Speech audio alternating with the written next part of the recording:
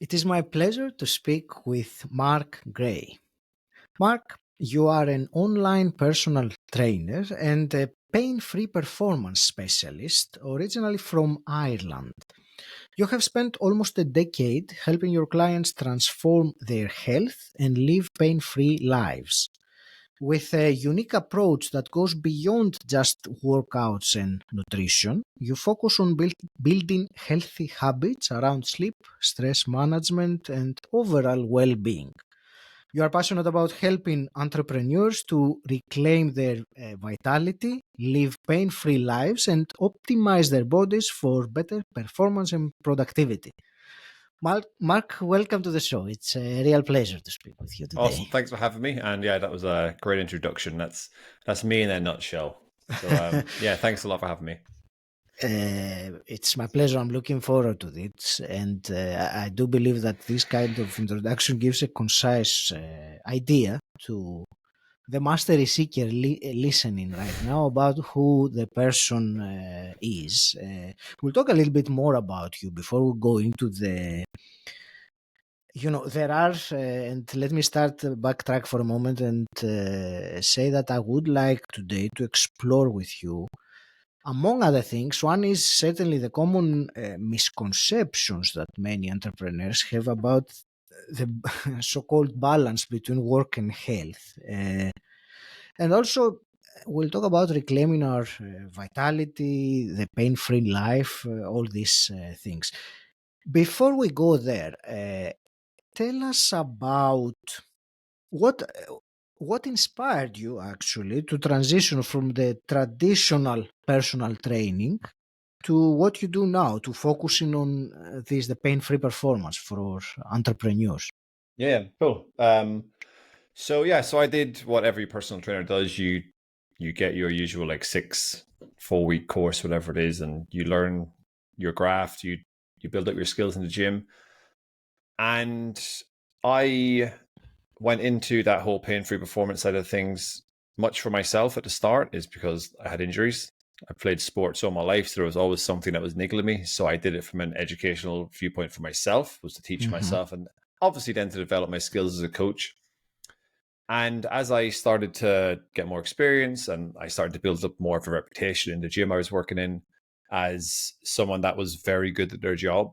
So I would teach my clients to move a certain way. I would help them with nutrition, whatever it is. I just Mm-hmm. was a great coach. And then I was lucky enough to go work in a gym in London, one of the UK's biggest gyms or most successful gyms in Equinox, which was awesome. And in there, I got introduced to just a kind of a different caliber. Maybe not caliber is the right word, but just a different kind of person, and just that Mm-hmm. person that was at the higher end of entrepreneurship, and people that were running like multi like 7-8 figure businesses. And Mm-hmm. I was just exposed to that type of person. So I started generally working with them. And the reason I got to work with them is because I was a good coach. So you get entrusted with people Mm-hmm. with maybe like a higher reputation, because they need is that's not to disparage, obviously, just like your regular Joe soap with someone else, they're still a human being at the end of the day. So they both get treated with the same level of respect. But someone that is used to a certain type of service and a certain level of service, whether they're in a restaurant or in a hotel, Mm-hmm. and I'm quite a well-mannered person. I've got good social skills, and I'm a great coach with the skills I can teach them. So that's how I got exposed to that type of person. And then as I was talking to more and more of these people, I started to kind of notice a bit of a trend. And that was the trend that they had all achieved amazing things, but they had left a little bit of themselves Mm-hmm. behind in the pursuit of that, like in pursuit of entrepreneurship. Yeah. And the reason I seen that trend is because they were all in pain. Okay. Mm-hmm. Now I'm not just a like pain-free performance specialist should be one of my titles, one of my qualifications I have. So I don't just try and fix people's pain. Obviously, there's so many different things we do. It's just one of the elements. But all these people had some sort of pain. And it was stopping them from just reaching their potential. Now, it wasn't impacting their business per se. They were still able to go and do their business, obviously all wildly successful. But whether they knew it or not, it was having a negative impact on other aspects of their life. And Mark, can you yeah, give me a couple of examples of when you say pain? Can you give me 2 or 3 like common yeah, pains so that people might identify with that? yeah. So lower back pain, obviously the most common. Right. Shoulder pain, knee pain, just Okay. those ones. And like, so yes, they'd come to me with a multitude of goals. Fat Mm-hmm. loss being one of them.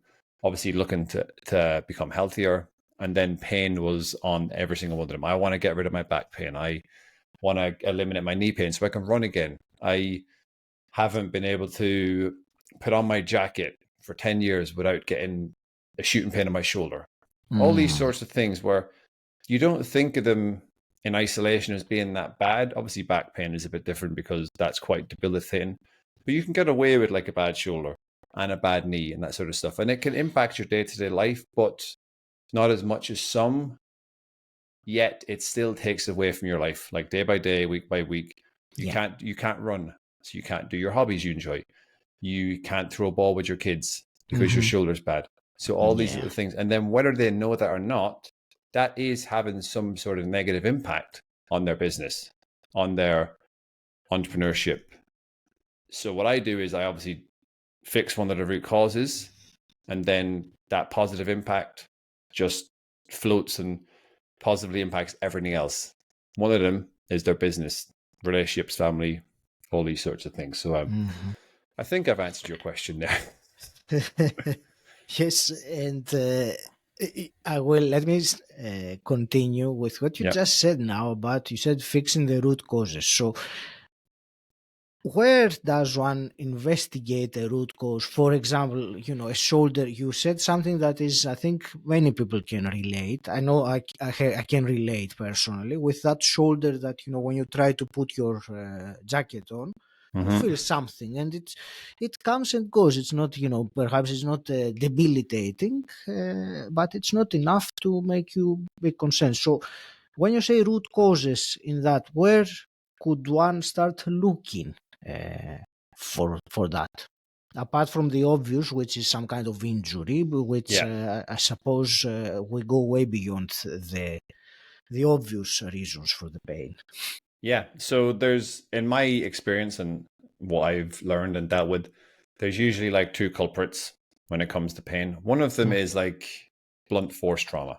So that is like getting hit by a car, or I was lucky enough to dislocate my shoulder and break my collarbone in two different places when I was playing Gaelic football when I was 18. So that was a bad injury. That was trauma. I knew what happened. A lot of Mhm. the times it's just poor movement over time, over time, over time. And that is the result of weakness. So I always say pain will often show itself as weakness. Weakness will often show itself as pain. My bad. Mm. So the root cause is pain. Okay. Now, the root cause is weakness. Apologies. So my job as a coach then is to identify where in the body is weak. And then we can go about building a plan and strengthening it. Mhm. A stronger muscle is much less likely to be a painful muscle. So more often than not, when someone comes to me and they've got an issue, we work on strengthening the areas Mhm. around the problem and then stabilizing. And then more often than not, the pain is gone. Okay. It's not gone straight away. You have to be very consistent. You got to be very diligent with it. But yeah, so more often than not, if you want to eliminate your pain, increase your strength. And Mm. I would say it's as simple as that, but to be honest, more often than not, it actually is. Thank you for that answer. That is quite helpful to get a better understanding, or perhaps what to look for more. There are, apart from the physical or the muscle elements or the pure exercise elements, Mark, which obviously they go without saying when you do personal training. Mm-hmm. Your approach includes other elements as well, which I find interesting. I also find it necessary because it is certainly completely one way when we only look at things from one point of view. So it is much better to. I know you don't like the word holistic very much, but it is a word that, if for me, because I'm Greek and I can get the meaning of the word, it is the whole, everything. So it is, but I know that what you mean, that it's been thrown around That's it. Yeah. unnecessarily too much. But leaving that word aside, let's. I would like to hear your thoughts on, implementing additional approaches, like you talk about stress management, you talk about sleep. Let's not even talk about nutrition yet, because that's Yeah. huge, but let's focus on sleep and stress manager. I would like to hear your thoughts on that and the impact that they have, and how people maybe have some misconceptions about them, or consider some things to be normal, whereas they aren't. And I'm sure you have, from your experience with the people that you work to, you can think of very specific examples with what I'm asking. Yeah. So I've said, a holistic. Yeah, and I'm glad you answered it then or justified it. It's not that I have a problem with the word holistic, because that is how I would describe my training approach. It's just that it gets thrown around so often. It's like, I'm holistic, and it's the same as like bespoke training program. So almost when I see those words, sometimes I kind of lose a little bit of its value. But yeah, I do have Yeah. like a holistic, that whole approach to my coaching. I work with a lot of very successful people, and with that success usually comes high stress. Now, one of the first things I teach my clients, and it's not like actionable steps, or it's not a specific like strategy. It's just having the ability to actually recognize that you're stressed. So if you are in a perpetual state of being stressed, it's all you know.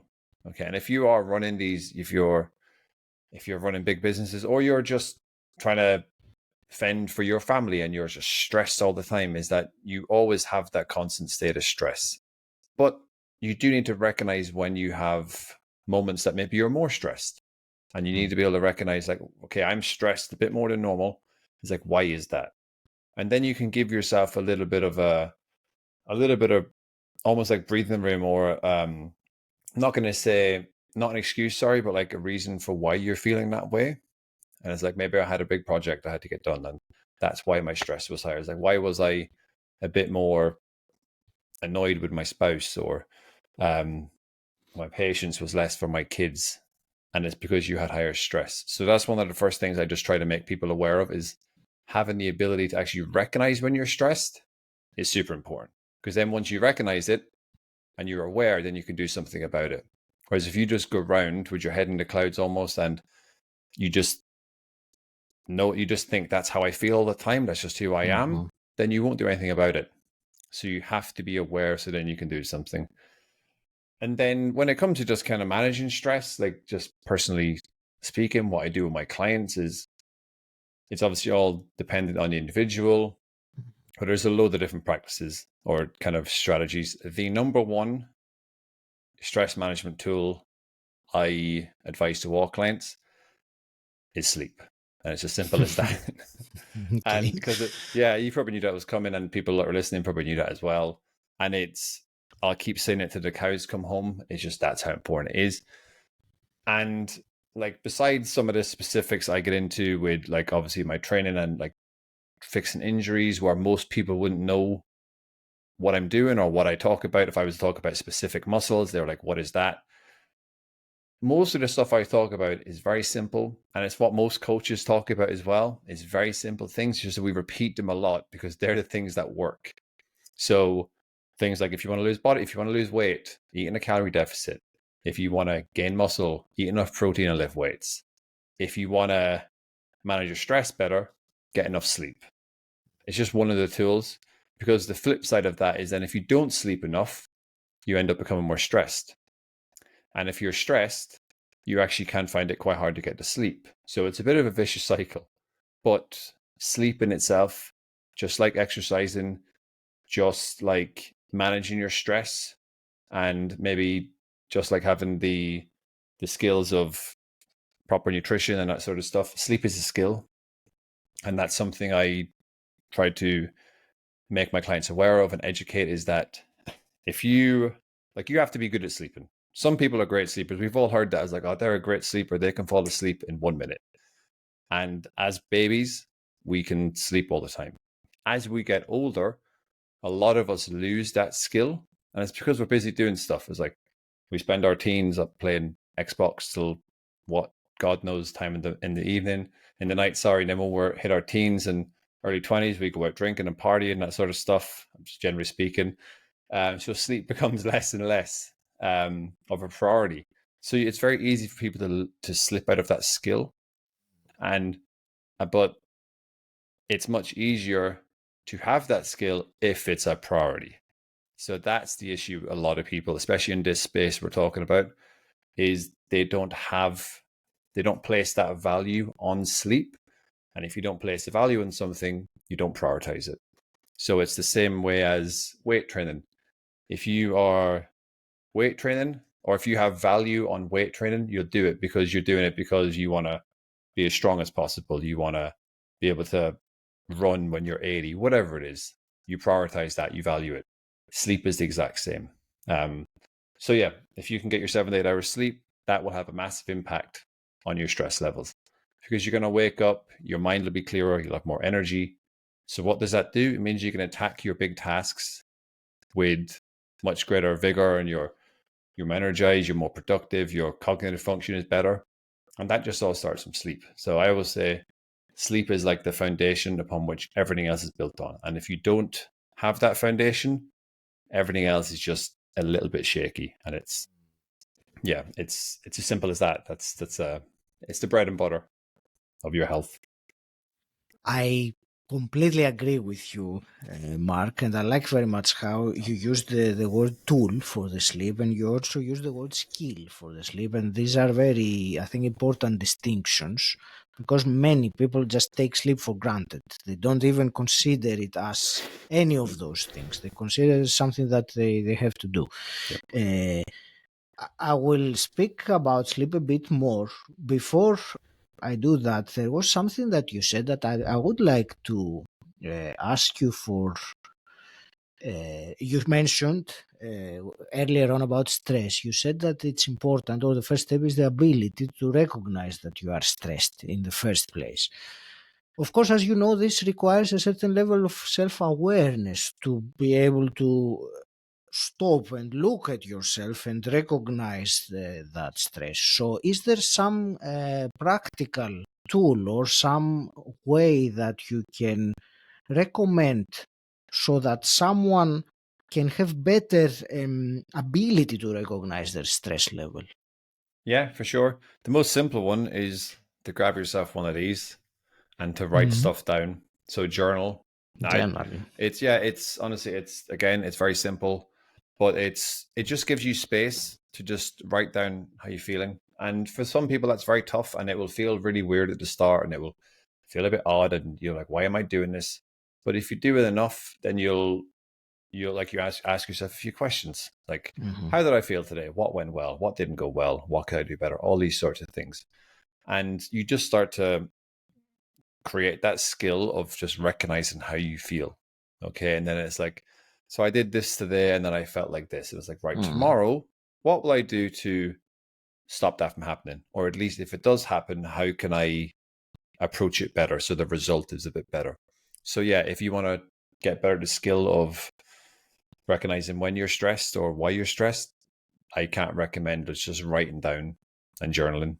And yeah, just a few minutes in the evening or in the morning, and yeah, that'll help massively.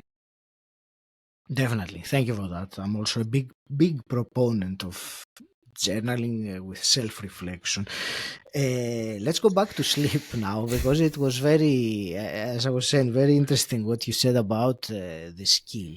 What I find, and I think some people will, there might be the reason why they're not getting enough sleep. You already mentioned it, is that it's not a priority of them. They not put enough value, and I suppose the reason for that is that they are not convinced somehow of how important it is to have that. So, what would you say to someone who says, Mark, I know what you mean, but there is no way that I can find 8 hours of my busy schedule to sleep? I read somewhere that for some people, six is enough, for example, or they would find some kind of objection to do that. So, how would you approach a comment like that?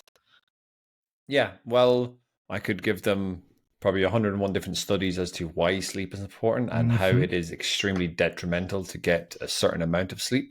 Okay. Like there's been studies, I don't know them off the top of my head, whereas that showed that if you get between like 7 to 8 hours, that's obviously seen as like optimal and you get like a certain amount of benefits from it.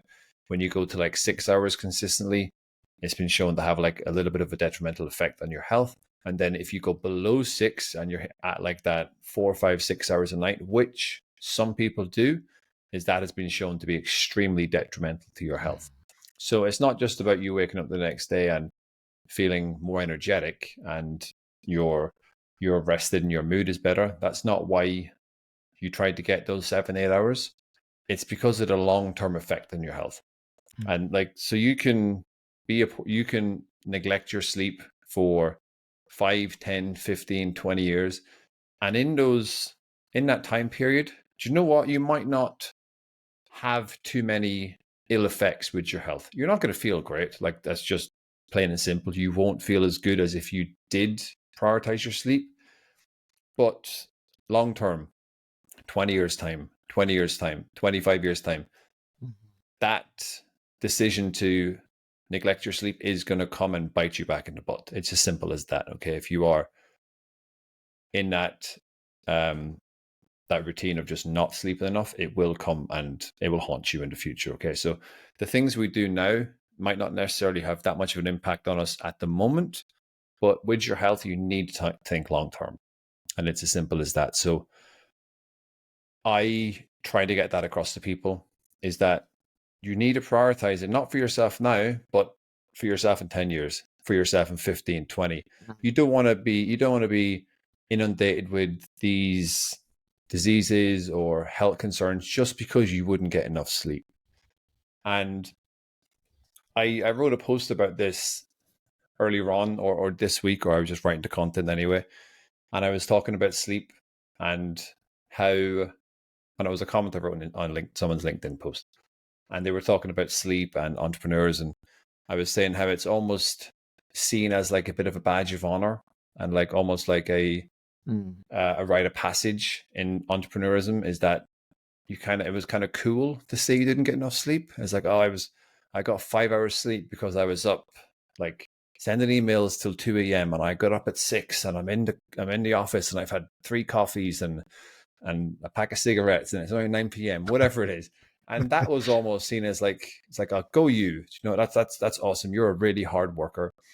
But thankfully now that kind of mindset is slowly starting to kind of die away. It's still there. But yes, I kind of forgot where I was there. But yeah, the health impacts of it is if you know why you're sleeping, you'll have a much better chance of prioritizing it. So it's not just like you said, it's something you have to do. We all sleep. Like we have to go to sleep. You have to know why you sleep. So when clients join my program, in the first like 2 to 3 weeks, one of the trainings I deliver them is I don't know the exact title of it, but it's about why we prioritize our sleep and why you need to prioritize your sleep. It's one of the very first things I teach clients. And it's just to get across the point of you need to have a value on this because of all these different things. It's not just for the fact if you put in your head in the pillow and then wake up the next day. It's because when you sleep and you get enough sleep, good quality sleep as well, is you have more energy. You are better to be around. Your mood is better. You're happier. You've, like I said, you've got more energy. So then you can work out harder. You wake up, you're not all fuzzy brained and lethargic. So you're more inclined to eat better because your body is not craving those sugars and the carbs to give you some energy. So it's a cycle that can work really, really well in your favor, and you get some really good momentum. The opposite can go if you don't sleep well, and it all goes the opposite way. So yeah, I just urge anyone that if you are one of those people that thinks skipping on sleep is almost cool and it's rite in passage, is just do a little research. Just go on to Google, just Google like why you need sleep, find a journal, or message me. I've got loads of content on it, and you'll soon switch your mindset and hopefully learn to prioritize it and put that value on it. But yeah, if you have to value it, simple as that. Definitely. I do remember personally years ago I had read a book called Sleep by Nick Jim. Littlehales. Yeah. He was the sleep coach for Manchester United and some really big sports Olympic athletes, etc. And that was the first time that I realized that there is so much more to sleep. And what you were saying earlier about you used the word skill, there are so many things involved too. It's not just going to bed at a certain time and waking up 8 hours later. There is much more before that. Sleep actually starts before you go to bed. It's a big topic. I will add to that and tell me if you have similar experience. For me personally, because I'm a person who likes to see metrics. With my relationship with sleep and finding out the optimal numbers and things like that happened when I started using a wearable, a Whoop band, for a few years. Yeah, I have one also. I'm wearing it because it gives you a breakdown. You see every morning what happened, and you can actually feel it also when it says that your sleep was really poor last night. You can actually feel it, and then for me it helps to motivate you towards establishing this good habit, because now I have established it. I don't need it anymore, but now it's part of my routine, my habit. I know how my body reacts to sleep and what it wants. No, that's amazing. Yeah. And you hit the nail on the head. Is I use this analogy quite a lot when it comes to people's health and people that are like business owners, entrepreneurs, is that when you open a business or you run a business, you have metrics that you measure. Simple as that. Like you measure how much money you're making, how many employees, whatever it is, turnover, profit, etc.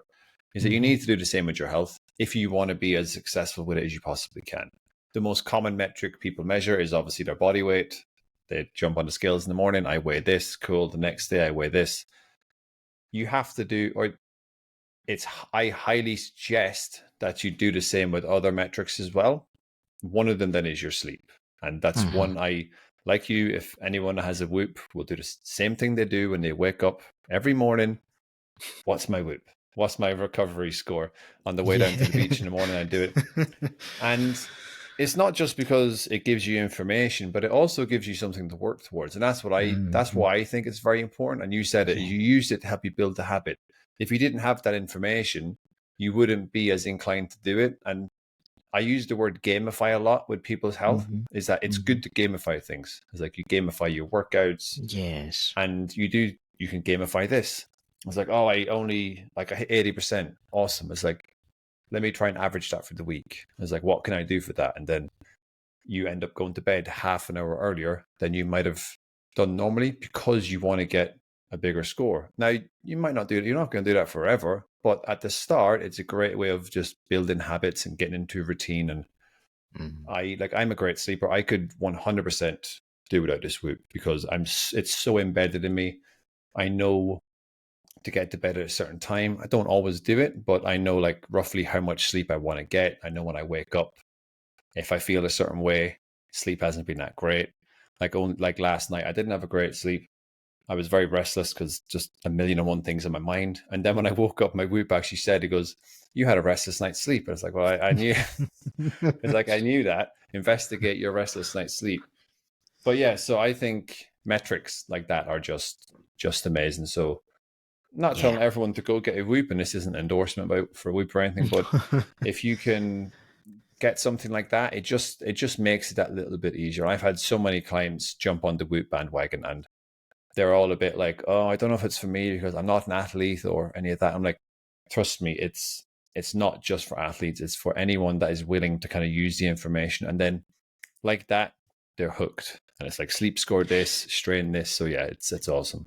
Yeah, it's. I will close this. It's that phrase. What gets measured gets improved. It is Yeah. as simple as that. You can't Yeah. improve your sleep or your weight or whatever it is unless you have a number to compare it against. So, thank you. That's fascinating, Mark. And this we focused more on the sleep element in this conversation, and I'm actually glad that we Yeah. did, because that was probably the thing that wanted to come through from from this conversation. So it's great. I will start wrapping things up.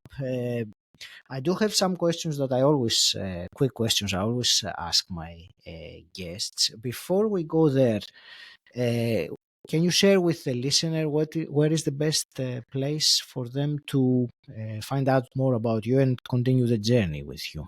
Awesome. Yes. So you can hit my website, which is paradigmproject.uk, and you can catch me on LinkedIn or Instagram at Coach Mark Gray. So yeah, you search my name on LinkedIn, you'll find me, and the same on Instagram. And yeah, if you feel like you want a message or you just need some advice or questions, my doors are always open. So that's why I created my social channels, was to help. So yeah. That's great. Thank you for that. And uh, the two questions I always ask my guests. The first one is, what does personal development mean to you? It means to me is personal development for me is to always, and I'd say always because always is a very strong word when it's used in certain senses, is just always be on the always be on the path of trying to grow. So there's that thing of like, if you're not growing, you're dying.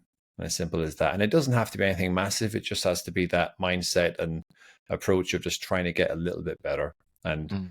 personal development for me is that, like, I've got so many books behind me and everything, and not read half of them, but it's just to have that mindset of just trying to get a little bit better. And I used thing of just 1%. If you can get 1% better every day or every week, you'll be so much further down the line in a few months or a year. So yeah, just that kind of mindset of just trying, or just growth mindset. If you're going back, if you're not going forward, you're going backwards. Simple as that. I agree completely. There is nothing remains stable. Mm-hmm. Things either go up or down. But Yeah. and let me ask you a quick hypothetical question, Mark. If you were to go back in time and meet your 18-year-old self, what's one piece of advice you would give him? 18-year-old me just going to uni. I'd probably tell myself, and from a business viewpoint, is buy a video camera, start recording yourself, start do YouTube before everyone else. No, it would just to be as focused on getting better as I was back then. I'm extremely fortunate that I played a lot of sports. So I grew up playing sports, and sports are what molded me. So I would Mhm. have told myself to just keep doing that. I would have told myself to probably play sports a little bit longer. But yeah, it would have been just to stay true to that, because it taught me a lot. It taught me like a lot of the values I have right now and who I am as a person. So it would have just been, keep true to that. And don't apply to the police, because that's what I originally did. Didn't get into it, thankfully. I got my sports course, but just that. Yeah, stay true to what you were doing. Thank you. And Mark, I want to thank you, first of all, very much for this conversation. It was very enjoyable and useful, I think, and there were some hopefully important insights that were, expressed. Um, I want to wish you all the very best with your mission, with what you're doing. And I would like to conclude by asking you to give to the listener something actionable, something practical based on the conversation we've had so far, as a small actionable step they can take to improve or grow what you were saying, to move one step forward. Yeah. Because we did a lot of sleep, I'll give you one on sleep and one on stress really quick. So Mm-hmm. when it comes to stress, if you are someone that has a lot of stress, or you have moments where you've got like those periods of high stress, is one of the best tools you can use is breath work. And a really simple way of doing breath work is to get your phone, put it on for 10 minutes, a 10-minute timer, and then breathe in for 5 or 6 seconds, exhale for 5 or 6 seconds, all through your nose, and just keep doing that until the 10 minutes are up, and you'll feel a million times better. You'll bring your body down from a sympathetic nervous system into a parasympathetic. You'll feel so much better. And then the other one is one you touched on actually a few minutes ago when it comes to sleep, is to go to sleep roughly the same time and to wake up roughly the same time. That there is one of the quickest wins you can have when it comes to improving your sleep, because there's babies, you put babies to sleep at a certain time. It's like, we need to do that with adults. Okay, there's a reason why you have mothers running down the road in a car saying we have to get them to sleep, get them to bed. It's their nap time or sleep time. Mm-hmm. Adults need to do the same thing. So if you could do that, get it within like roughly half an hour each night, then your sleep will blow up. You'll be so much better at it. So yeah, that's what I would do. Thank you. No worries.